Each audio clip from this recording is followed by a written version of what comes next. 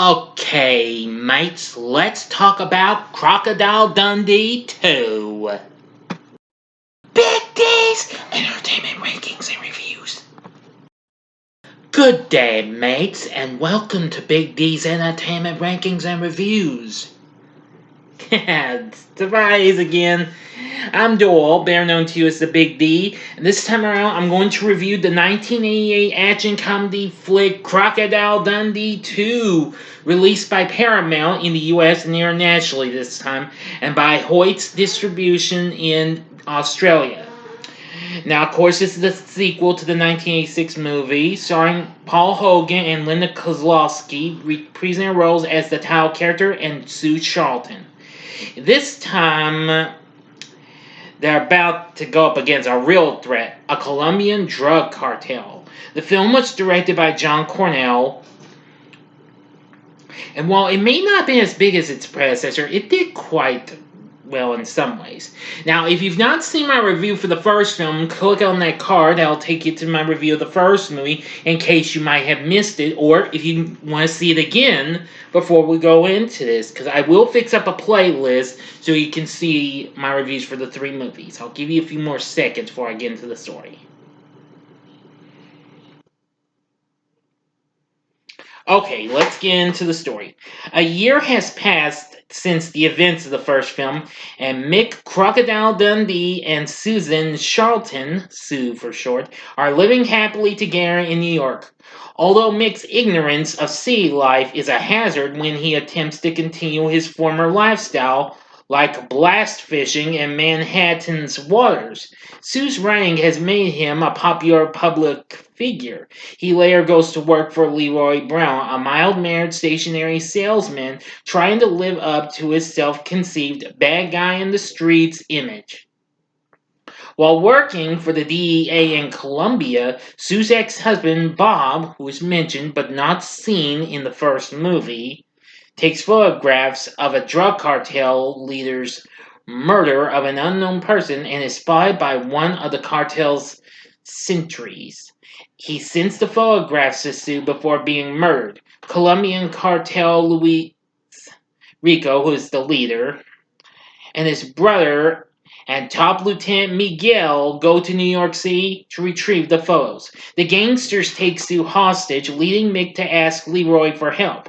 Leroy contacts a local street gang, whom Mick asks to create a distraction by caterwauling at the mansion's perimeter, leading most of the cartel's guards on a wild goose chase while Mick rescues Sue.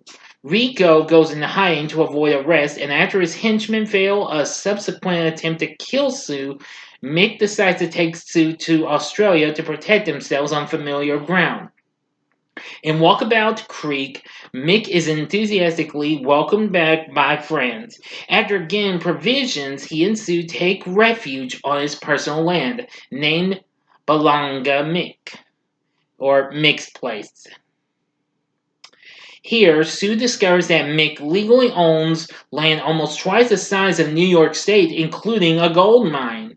Rico and his men track them to Australia, where they hire some locals to assist, but their aboriginal tracker abandons them when he hears that their quarry is Mick. The implication being that Mick is a good and respected friend.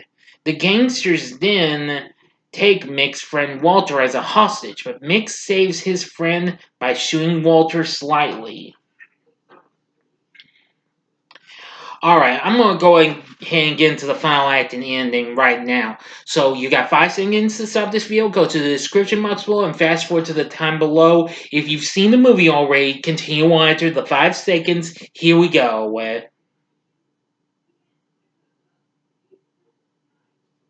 Okay, you've been warned. Walter convinces the gangsters that Mick's failed attack was because he is the only person suitable to guide them, so they take him as a replacement tracker. He then leads the gangsters on a false trail through the outback, during which Mick, with the help of his aboriginal friends he summoned with a bull roar, manages to reduce the opposition's numbers one by one, leaving the rest increasingly nervous. In the end, he retrieves Walter from Rico and Miguel, leaving the latter to face him alone. Tired of chasing Dundee, Rico sets a bushfire to corner Mick, but he regains the upper hand and captures Rico and switches clothes with him to lure Miguel into a vulnerable position. Sue and Walter, observing them from a distance, mistake Mick for Rico and take shots at him. Walter shoots Mick, though not fatally, and Rico tries to escape but is shot by Miguel, who mistakes him for Rick. Rico loses his balance and falls to his death in an escarpment. Miguel is in turn shot and killed by Sue, though thinking at first that Mick is dead. They soon reunite with him. Walter's bullet had only hit Mick in the side, and Sue and Mick embrace. When Mick asks whether she is ready to go home, Sue replies, "I am home," concluding the film. End of story. So what did I think of Crocodile Dundee II? Well, I appreciate it having a good villain and all. Well, a factually good villain. I must say it's a mixed bag.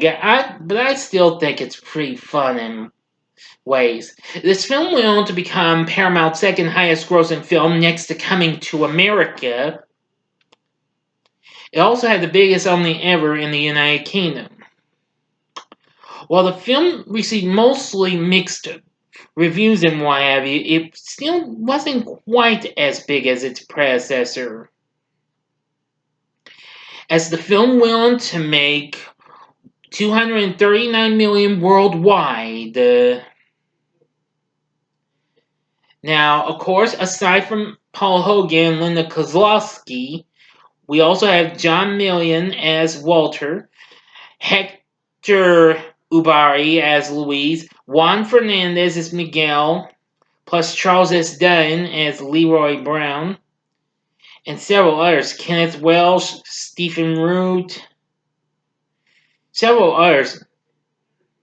We even get early appearances of people we would get to see on TV and in movies like Louis Guzman and even a young Tatiana Ali. Even yeah.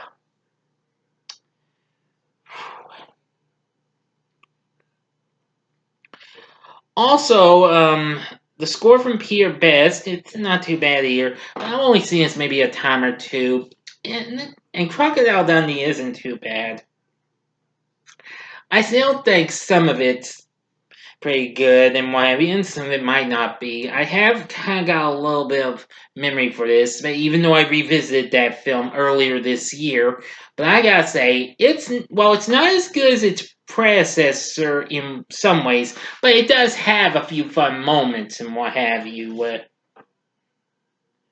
Of course, Paul Hogan, along with Brett Hogan, I think he's related to him in some way, but I can't guarantee you that. But they wrote the script together, which that was good. I appreciate that. And John Cornell co-produced the film as he directed it. And that's factually good too. So anyway, with all that said, would I recommend Crocodile Dundee II? Well, if you are a completionist, I'd say give it a one-time watch. Because you might like it, you may not. But like I said, you be the judge. Like I said, it is a mixed bag. So I still would say give it a one-time watch. Even if you're a completionist, give this a one-time watch. And if you're not satisfied with it, just stick with the original. Alright?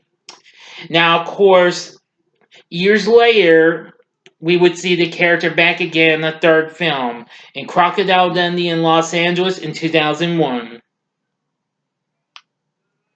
Which I'll get into the next review.